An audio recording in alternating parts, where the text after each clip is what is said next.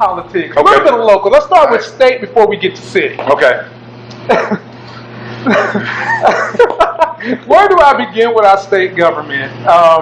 Is it even worth me saying that North Carolina is one state that has more power company lobbyists than we have state legislatures? Yeah. We're not going to broach that. We're going to talk about this last ruling and basically overriding Pat McCory's veto with some of our marriage laws. Yeah. What was your thoughts on that? Well, they're saying now that the magistrates, if they have a deeply held conviction, they don't have to issue a marriage license to a gay couple, a same-sex couple. But if they do that, then I think there's something there like they can't issue a marriage license to anybody for 6 months if you do that. And my point on that is, do your damn job. You can't, the dude at McDonald's can't go, I don't want to mop. No, if he says that, get on down the road. I'll find somebody else. Wait. Are you saying that if my religious convictions tell me that I'm not allowed to mop anybody's damn floor? Get out. Go get another. You want to fire you and get somebody else. You can't fire me because that's my freedom of religion. That's a bunch of bull. Either do the job or don't. If it's magistrate, if it's in your job that you issue the certificate, issue the certificate. I don't care if you don't like it or not. If it is against your religion, are you going to apply for a job that is specifically doing what you already know you aren't going to do? Would you apply for that job? That's just one part of the totality of that job. But it is a daily part and it is a major part.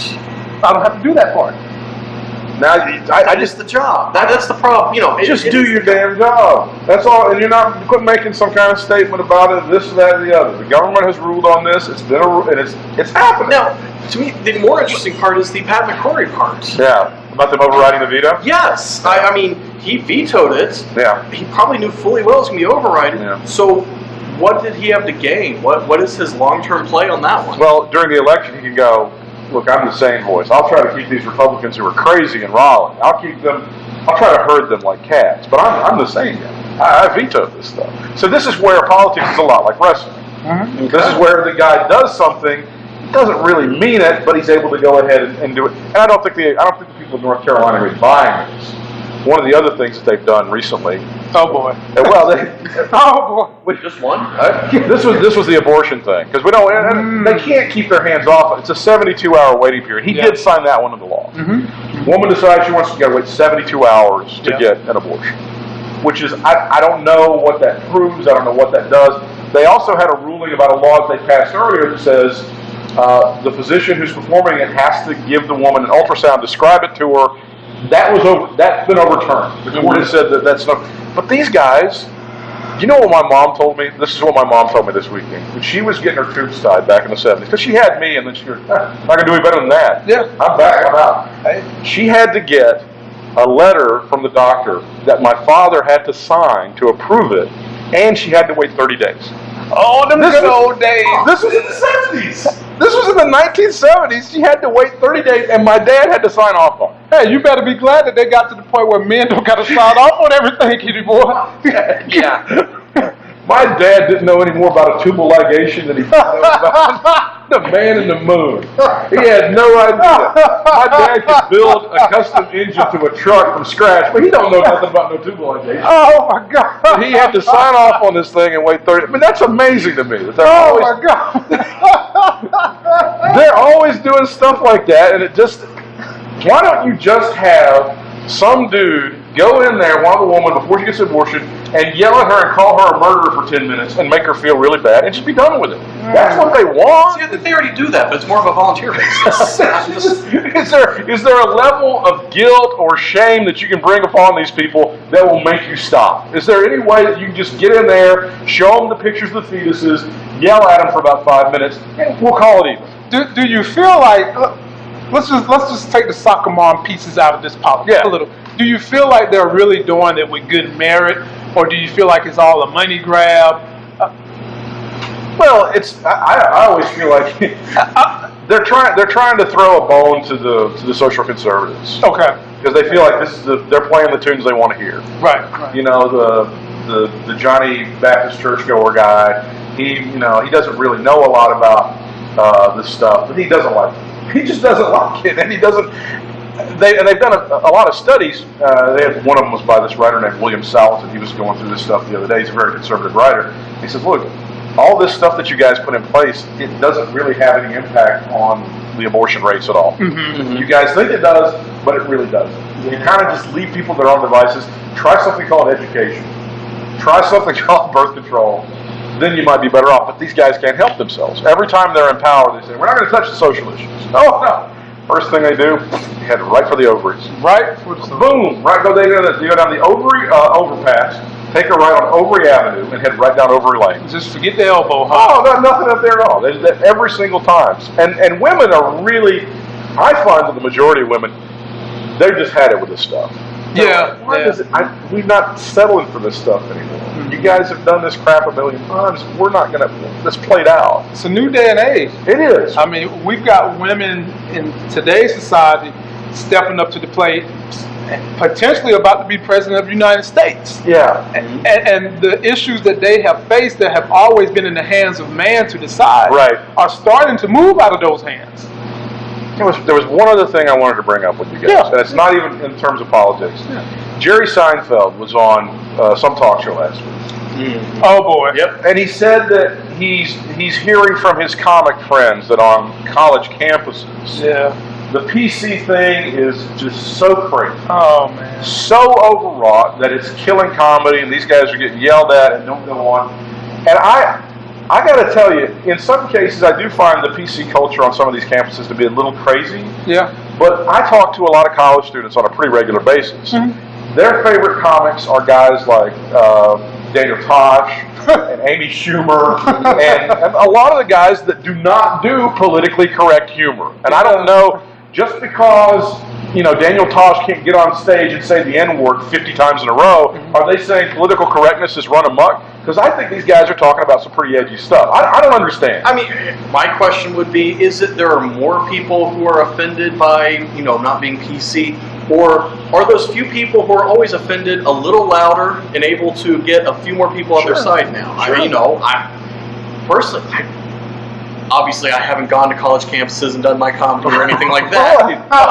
But it wouldn't shock me at all if these few people who do complain are just much louder, make a much bigger deal, try to make a federal case out of everything. He made a couple of good points in what I read. He said that there are just some people that spout these words off like sexist and racist and anti-fem, all this stuff, and they just say these words, but they don't really know what they mean, and they just want to say them. Yeah. Which I agree. There's a fair amount of that going on.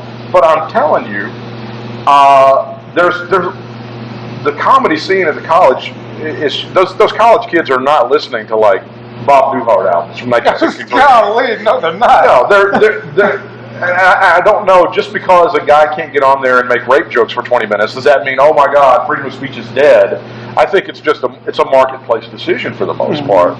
A lot of that fraternity humor that those guys enjoy, it's pretty risque. It's pretty locker room stuff. Absolutely. And nobody's again shutting down on that. Again, Bo Burnham and Amy Schumer and people like that have been able to carve out a pretty good career doing some pretty racy stuff. It just leads you to just want to further investigate who are these people making these complaints of political correctness when the entertainment industry in our society is anchored by things that are so unpolitically correct, right? The Kardashians, exactly, porn, sex, all that, and the people watching it are those college kids. Absolutely. Yeah. So who are the ones that are making all these accusations of it's politically PC, whatever? Who's doing all that? I think they're probably unsuccessful comics. Oh goodness! And they want to blame all of their failure on all the PC stuff. I think Jerry's just out of. I mean that is so far removed from his reality. It's just he's just. It's a different day and age. Well, and I don't know particularly we've always said, could a show like All in the Family have been made today? Probably not, based on a lot of different market factors. Right. There just are not a lot of sponsors that are going to jump on board with the N-word and some of the attitudes that Archie had. But the point of that show, I saw someone write this the other day, is that over a period of time, Archie did kind of change. Archie did become not as hard-hearted and as bigoted as he once was. Mm-hmm. So we always that sort of gets lost in all of that. Yeah. You know? I'm all for people. I felt like the greatest threat to free speech was that deal when they pulled the Interview movie back in December when North Korea was making those threats. Oh yeah, And the movie eventually got out, and I thought it was very funny. I thought the movie was really good, and I'm glad that they were able to show it on Netflix. Because of all the threats that this country has had, this little sawed-off punk, this little guy over in North Korea, that's going to be the guy that scares us into not doing something? I didn't buy that at all. I mean, my goodness. I've got one that y'all probably didn't hear about. What's this? And it's political. Okay. It's not American politics. Okay. It's Australian politics. Australia. All right. Well, taxes. They're all across every country you go to. Some systems are different from others, and it seems like the consensus is if you get overtaxed, it makes you upset. Yes.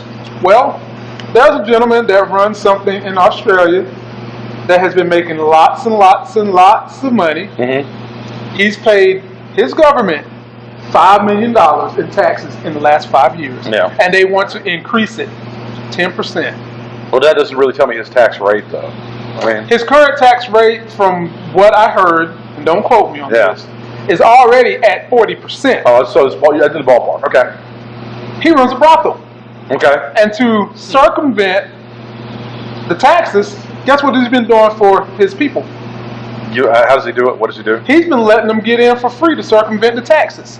And guess who was in the front of his lines? Donald Trump. Oh, that's not right. The politicians, though. You said it, not me. So how does this work? They get in for free and then they leave a tip, or is it like the donation They jar? always leave tips. Yeah. And he's been paying the girls out of his own money.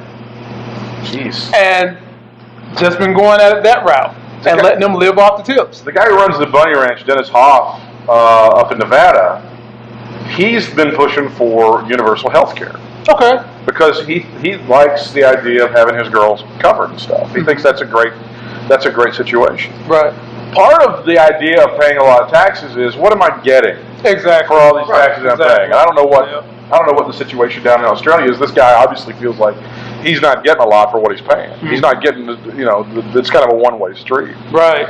And I guess maybe he's feeling unfair that they can just adjust it on businesses similar to his. Was it his business specifically, or was it like whole city? His industry. His industry. So it's like a sin tax. So right. Okay, so they targeted him.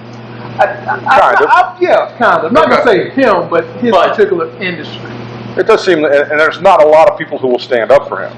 Oh, no. Because you don't want to be that guy. There are wives that will not let their husbands go to Sydney, Australia right now. You can forget it.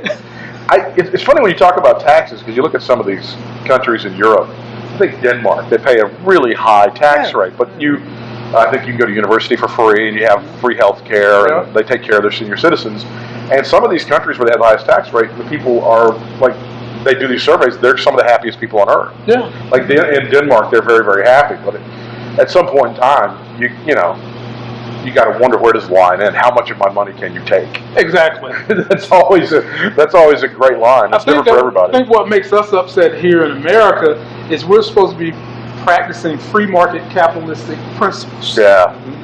And when you have organizations that, I don't want to say get in bed with the government, but when you have organizations that have enough power to align themselves with the government to create policy, set policy, and make themselves basically a monopoly under a free market capitalist system. Absolutely. Which then they're able to affect us by raising our taxes to help them get subsidies. It's amazing. That's when you start getting into problems with people concerned about hiking their taxes. I've really come to notice, and I'm not someone who's an America hater or anything like that, but man, you got to really appreciate that poor people really get screwed in America. Oh. There's a million different ways that poor people really get screwed in America. I know a lot of the folks who watch Fox, and like some of the older folks think, oh, but you get the food stamps and the welfare and the free phone and all. That's a bunch of horse crap. That ain't how it works. They try to get you 6 ways to Sunday. Yeah. And the poorer you are, the worse you got it. It's tough. I think the biggest impediment to people in poverty is just lack of knowledge, lack of education. Without question. And that's just not per se book smart. I mean, understanding what resources are in your community. Right. Understanding what resources are there to help you budget. Understanding your credit. But isn't it important that those people be kept dumb to a certain segment? Isn't it important? A certain segment. A certain segment. It is important to both segments. And if you don't, I mean, I won't say what you're saying, but that shit is important to both segments. Right. Because both get to use that as a puck. Okay. So you have one sector that is so big in the private industry and Right. private and all that. Then you have this big old other entity called the nonprofit world. And I'm going to leave it just at that. That sounds like a good place to stop. So, having said that, James, do you have any parting words? You know, we really don't want to let this interview go because we don't hardly get to see this man maybe twice a year. And when we bring him out, we always get some upticks in our channel. So God bless him, wipe him down. Yeah. But do you have any parting words, my co-host? I don't believe so. We covered a whole lot just now. Oh, boy. Yeah, we got it in. I guess, guys, for the takeaway for your life gain is just try to understand politics. Yeah. Just understand it to be what it is. Who's controlling it? Who's controlling it.